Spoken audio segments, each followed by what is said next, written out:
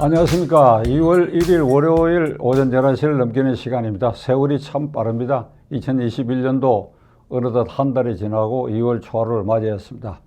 그런데 놀랍게도 지난 주말 금요일 오후에 이 제1야당 국민의힘 당의 비상대책위원장 김종인 위원장이 아주 이례적으로 문재인 정권을 향해서 아주 폭탄적인 폭로를 하였습니다. 문재인 정권이 북한에 대해서 우리 남쪽에는 원전을 폐쇄하면서도 북한에 대해서는 원자력 발전소를 지어주거나 아니면 그 물질을 공급하거나 그러한 의도, 그러한 방향이 대전지방검찰청에서 조사하고 있는 이른바 월성 원전 1호기 경제선 조작 사건에서 이미 구속된 국장급 한 사람, 서기관급 한 사람, 두 사람 구속 기소되고 또 한 사람은 불구속 기소된데, 이 사람들이 죄명이 증거인멸죄인데 뭘 증거인멸을 했느냐. 산자부의 이 원자력 발전소와 관련된 일련의 파일을 전부 밤중에 전부 삭제해서 증거를 인멸했는데,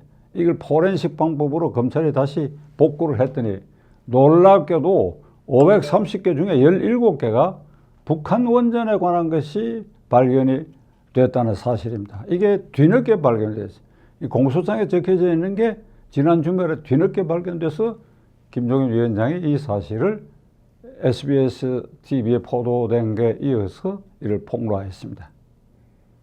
북한 원전에 관한 17개의 그 파일의 암호명이, 이건 제가 좀 봐야 되겠습니다. 핀란드 말로 포요이스, 핀란드 말로 북이라는 뜻인가? 북, 노스, 영어로는 노스. 핀란드 말로 뽀요이스. 난데없이 핀란드 말에 북이라는 말을 끄집어내고 뽀요이스, 그리고 괄호하고 북원추, 북한 원전 추진, 북원추 뽀요이스. 이 암호명으로 17개가 저장되어 있는데, 그 내용의 대강은 과거의 경수로 설치를 했다가 북한이 이를 약속을 파괴했던 신포의 새로운 경수로 원전을 건설한다.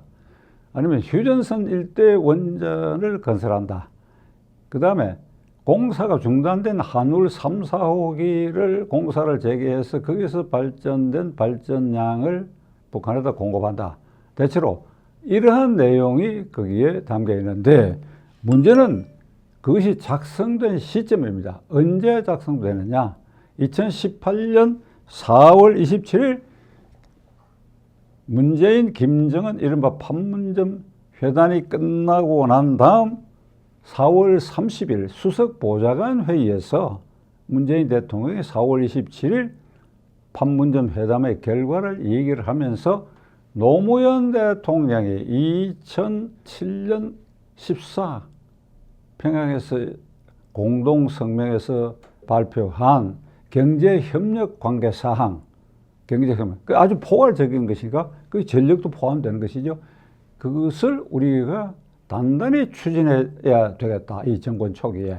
이런 수석보좌관 회의에서 이런 발언이 있고 난 후에, 수석보좌관 회의는 4월 30일, 판문점 회담은 4월 27일 회담, 4월 30일 수석보좌관 회의, 그리고 그 이틀 뒤인 5월 2일에서 5월 15일 사이에 이 북한 원전, 북원추 뽀요이스 17개 항이 작성됐다는 사실입니다.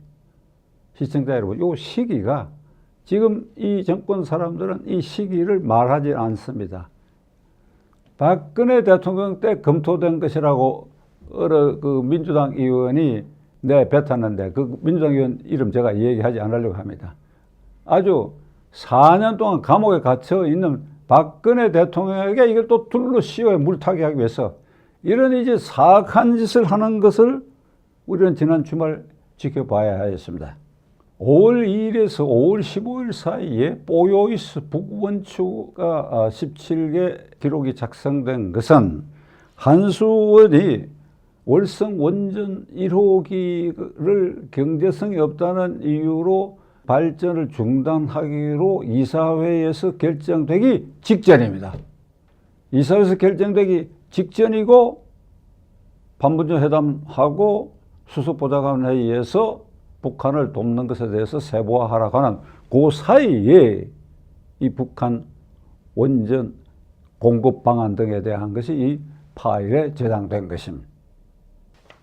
또 하나의 사실은 4월 27일 판문점 회담에서 이른바 문재인, 김정은 두 사람이 그 상당한 거리에 도보 다리를 걸으면서 중간에 의자에 앉아갖고 담화를 나누는 가운데 그게 카메라 녹음기에 캐치된 것 중에는 원전이라는 단어가 그게 나와 있다는 겁니다.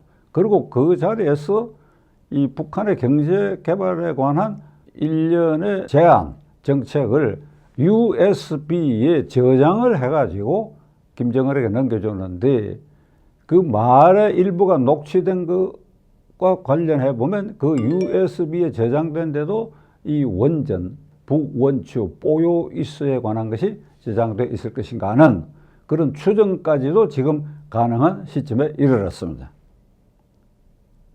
시청자 여러분, 지금 이 사태가 그냥 넘어갈 사태가 절대로 아닙니다. 첫째로는 국민들에게는 탈원전 정책을 추진하면서 월성원전기를 가동 중단했고 한울 3, 4호기 공사 중단해가 지금 원전 생태계가 완전히 파괴되었어요.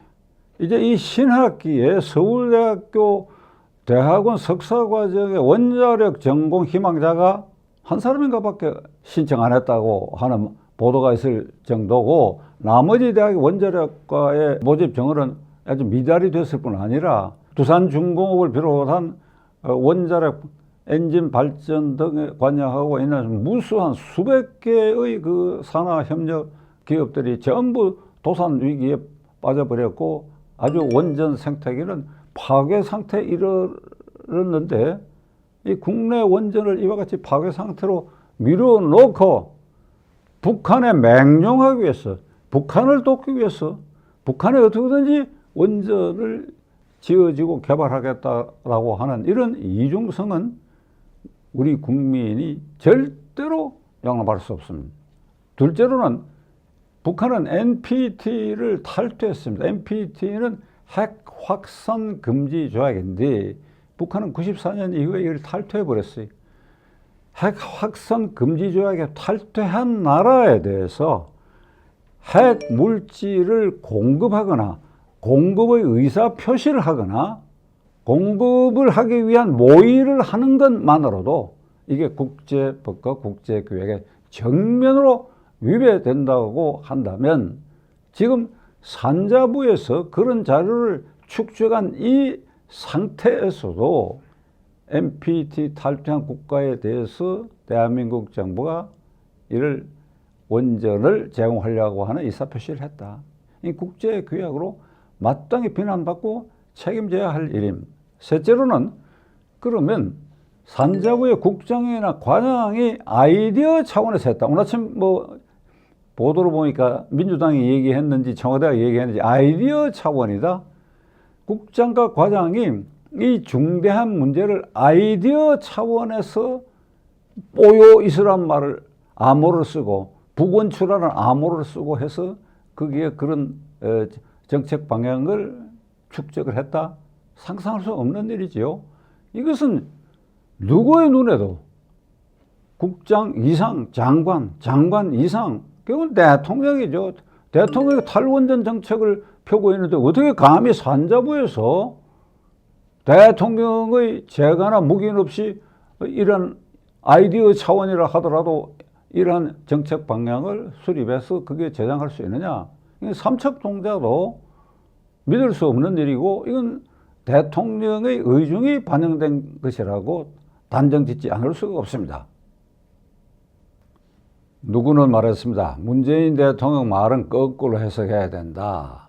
참 민망한 얘기입니다만은 2017년 5월 10일 취임식 때 헌법에 선서하고 한 공약 100% 지키지 않았다고 하는 것을 저는 이 방송을 통해서 누누이 말씀드렸지요. 가령 이번에 뽀요이스 북원추 사태에 대해서도 저는 문재인 대통령이 이렇게 이 방송을 통해서 정면으로 질문하고자 합니다. 문 대통령은 2017년 8월 국방부에서 삼군 주요 지휘관 회의, 그 육군으로 치면 군단장급 이상, 함대사령관급 이상, 공군 전투비행단장급 이상의 삼군 주요 지휘관을 모아놓은 자리에서 이렇게 말했습니다. 두 가지를 얘기를 했습니다. 촛불혁명 진행 중인 그 와중에 국방부가 계엄 선포에 대비한 계엄 문건을 작성한 사실이 있다. 이 계엄 문건의 존재만으로도 내란 음모를 기도했다라고 하는 의혹을 산 것이고, 따라서 계엄 문건 그 존재 자체가 국권문란 행위이기 때문에 엄벌에 쳐야 된다. 둘째로 국군 기무사가 세월호 유가족을 사찰했다. 이건 절대 용납할 수 없는 일이다. 국군 기무사가 월권 행위를 한 것이고, 이 두 가지는 엄벌에 차고 이걸 엄정히 수사해야 하는 명령을 했습니다. 자, 두 번째, 기무사가 세월호 유가족 사찰했다 사실은 무혐의로 다 판명됐고, 그 수사 과정에서 이재수 사령관이 스스로 목숨을 끊는 비극적 결말을 냈습니다. 이거 누가 책임져야 됩니까? 그런 잘못된 명령을 내린 대통령 책임이지요. 그 다음에 첫째로 계엄 문건이 존재했다는 사실만으로도 국헌문란이라고 얘기를 했습니다.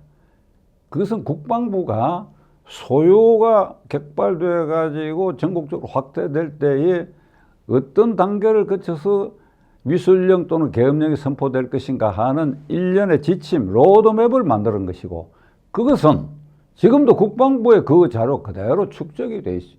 그러나 그런 단계 가지 않았기 때문에 계엄령 선포는 없었고, 따라서 그 문건 존재 자체가 국헌문란이라고 하는 것은 그것과 관련해서 전직 국방장관 한민구 전 장관 등이 아주 엄정한 수사를 받고, 뭐 얼마나 모욕을 당했습니까? 얼마나 모욕을 당했습니까? 전직 국방장관들이 그게 내란 음모 선동의 혐의를 가지고 수사를 해서 모욕을 당했잖아요. 다 무혐의로 판명되고 말았지 않습니까?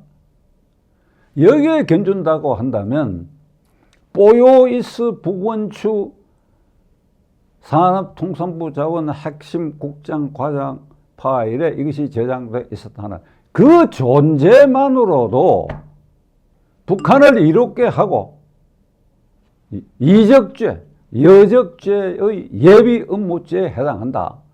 저는 이렇게 말하고자 하는데, 문재인 대통령 대답하십시오. 이 제 말을 부인할 수 있습니까?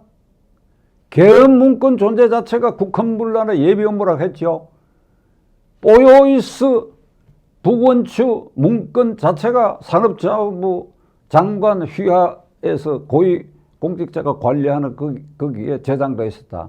그럼 이적죄지요. 이적 모의죄지요. 예비 음모죄에 해당하는 것이죠. 대답하십시오. 제가 이 시간에 우려하는 것은 제1야당 국민의힘 당입니다. 국민의힘 당의 비상대책위원장 김종인 위원장입니다. 지난 주말에 이 엄청난 일을 폭로해놓고 또 슬며시 거두면 어떻게 할 것인가 하는 우려를 저는 하지 않을 수가 없습니다. 비상위원총회를 하고 대통령하고 담판을 하십시오. 청와대를 직행해서 담판을 하십시오. 대통령이 또 수석 보좌관 회의나 국무회의 등에서 이렇게 또 A4 용지를 갖고 그때 일은 이렇게 된 것이다. 이렇게 읽도록 허용해서는 안 됩니다. 이건 기자회견을 해야 됩니다. 기자회견을 해야 되고, 지난 월요일날 기자회견 그 꼴이 뭡니까?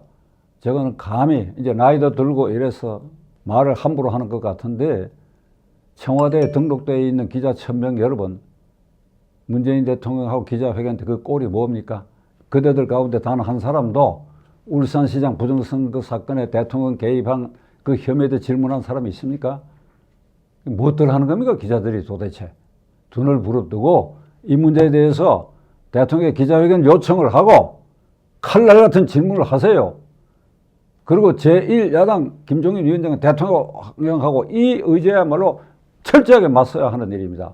지켜보겠습니다.